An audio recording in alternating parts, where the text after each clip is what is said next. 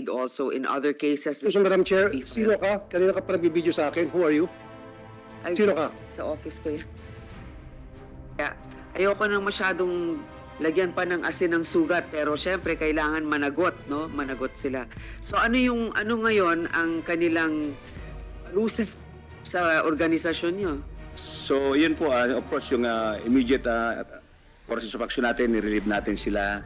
Then, pinaimbestigahan natin, of course. Natanggal na sila sa pwesto? Tinanggal na po natin doon immediately. Part po ng proseso yan. The substation commander, yung actual na hindi nag-inspect, na hindi nagtingin doon sa barko, at yung kanyang immediate supervisor. Mayroon na po tayong sanction. Initially, ang report ng kanyang regional director ay mayroon pong sanctions na recommend. And now that is subject to evaluation of the national headquarters. The case now is at the national headquarters level to determine if we will lessen or increase the recommended penalty. So, one thing is certain, there was negligence on the part of our people. And we are brave enough to accept the consequences of our actions. Para po matigil yung ating usapan dito, makalipat tayo sa ibang issue. Alam mo, usually the PCG only imposes administrative liabilities. Wala pong criminal dito. Wala ding civil liability. Maybe the PCG management can look into this so that you can aid also in other cases. So, Madam Chair, sino ka? Kanina ka pa nagbibideo sa akin. Who are you? Ay, Sino ka? Sa office ko yan. Oh, sorry. Yeah, kasi kanina pa Ano mo kasi, tinan mo hearing ko to pero ikaw ang kinukunan. sorry, nakakalang taga-piling ko kasi yung kumulay pa. Ay, kanina pa niya ako ginaganon-ganon, sabi ko. Actually, sorry. for the split second, iniisip ko, aminin ko bang staff ko to? Pababayaan ko na lang. Fan mo kasi yan si Roland. Fan mo. Boss. Ano dyan? Roland, titignan ko yung kinunan mo Pag puro Senator Tulfo, lipat ka na sa opisina niya. Sorry. Sorry for this light moment here.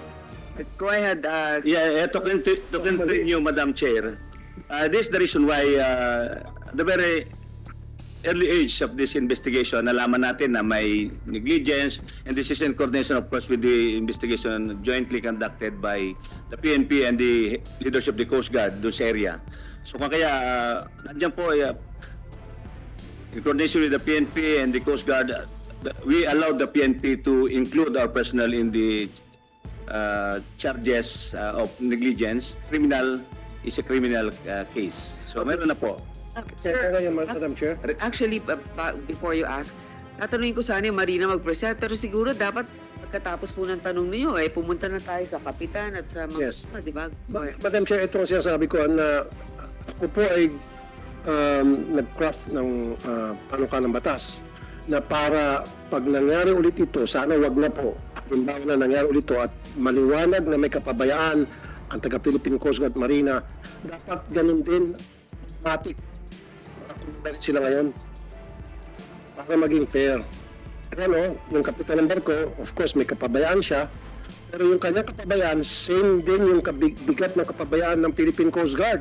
Dapat side by side kayo pa rin naka-uniforme na ngayon. So what's so special about the Philippine Coast with the Philippine Coast Guard? Iba palang trato natin pag mga pobre at kapag may mga naka-uniforme at may katungkulan, bini-baby natin. Heck, no. Dapat fair. Yun ang po, Madam Chair. Tama po kayo. Siguro mamaya, tatanungin natin yung Marina, pero gusto na natin dahil pinag-usapan na natin yung kwento dumako muna tayo saan po? Sa kapitan o sa biktima? Saan po sa tingin? Siguro po sa mga otoridad muna. At isa pa, may kapabayaan na pala na inamin niya na wala rin life vest. Alam niyo yun. So siguro from now on, review niyo po lahat. Huwag mo nang palayagin lahat ng bangka hanggat hindi makapag-comply doon sa requirement na 1:1 sa life vest. Kasi pag pupunta ko ng Boracay, Madam Chair, nakikita ko, although hindi ko sinasakyan yun, ibang sinasakyan ko, speedboat, nakikita ko, lang yung life vest na nakasabit, ang dekorasyon lang. And then, kung meron silang 30 na pasahero, 10 na yung life vest. From now on, Coast Guard Marina, make sure 1:1 dapat ang life vest sa lahat ng bangka.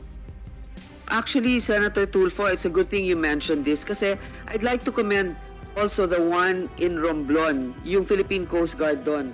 Kasi kaya, I think may isang nasalanta namatay dahil na heart attack. Pero lahat ng pasahero na isalba dahil number one, may life vest lahat. Yes. Number two, bago umalis yung barko yata, kinunan pa ng video. Yun yung SOP nila doon. So, ganun, di ba? Hindi kayo mapapagbintangan kung sakasakaling force majeure talaga yung naging problema, biglaan. So, sino pong tatawagin natin? Marina muna o Vice Chair? We can Kayo. continue siguro. You can move on na, Madam Chair, but siguro, personal experience lang. Yung Coast Guard siguro, naman, yung iba ginagawa naman yung duty nila, no? Because last month, nagbarko kami sa may bandang Subic. Masama rin ang panahon, babaka yung alon eh. So, nung palabas kami, pupunta kami sa Ayungin Shoal, sa, Silangin.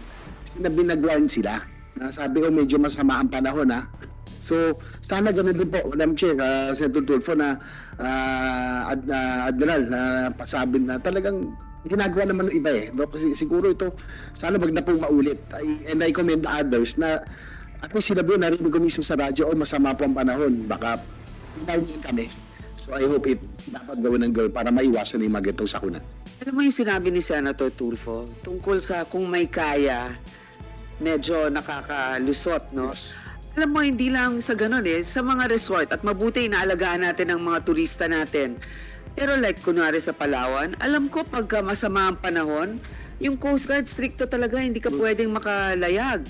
Pero porket ba nandito sa Binangonan, kung saan na parang di naman, puro mga... Protektado. Pag buhay na mahirap, kasi huda. Totoo po yan. Kasi yung mga pasahero doon sa lumubog na mahirap lang yun eh. Pero kung pasahero ng mga taga Boracay o sa Palawan, yung mga matataas na alta syudad, pang-alta syudad ng mga resort sa Palawan, hindi gugulo ang Coast Guard dyan. Hindi papayagan. Daming inspection, left and right. Lahat. Up, bottom, left, right. Pero pag yung sasakyan naman po mahirap, wala kayo dyan. Yun po yung nangyari. Tama po kayo, Madam Chair. So siguro marinig na natin sa Kapitan? O ano ba talaga? Sa Marina po siguro. Marina muna, Marina. Attorney Fabia, Administrator po. We will be presenting our... Yes, go ahead. I hope it's not redundant with what your mandate is, as long as, but it needs to pertain to the issue today. Yes, Thank you. Yes, Madam Chair. Sir, nag-donate ako ng bangka sa Palawan na lumapit sa akin. Pinadesign, hindi ko alam kung saan yung pinadesign yung bangka. Doon ko nakuha ang idea kasi kakarga nyo ng stick list ng mga isda eh. Tigdadalawa po yung support doon sa katig. Ito, isa lang po yung support. Dapat yung tigdadalawa man lang. Mas maganda pa kung tatlo. Tapos sa katig isa, dapat dalawa ang katig. Ito, isa lang.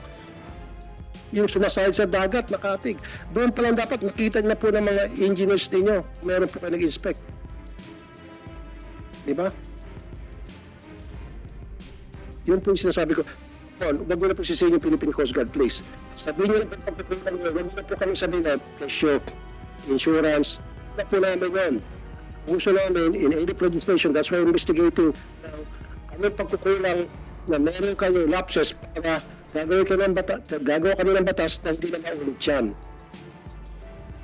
Yun lang po yun. Yung mga If you will allow to continue, sir, proceed na po. hindi kasi sir, sir, no, ayoko po. Ano kung pinaikot-ikot niya kami? Kita mo sa Philippine Coast Guard, natapos agad. No sir, don't do that. Huwag niyo kayong paikot-ikotin dito. You would excuse me, sir.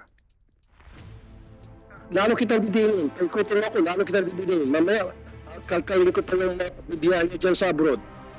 Isang ano niyo dito, Yusek, daming biyahe sa abroad. Ikaw ba ito? Punta ng Istanbul, ano pa to, Indonesia, Bangkok, Doha, California. Saan itong mga travel na ito? Ito po, may kinalaman sa trabaho para mag-inspect o mag-train o ito personal travel. Sige, magpalusot pa kayo, lalo pa kayong didinin. Mas mabuti pa, tulad ng ginagawa ng Philippine Coast Guard, umamin na lang kayo, magtulungan tayo para maiwasan natin itong ganitong klase mga sakuna. We can come up with draft na para maging maayos na yung mga sasakyan dagat natin lahat.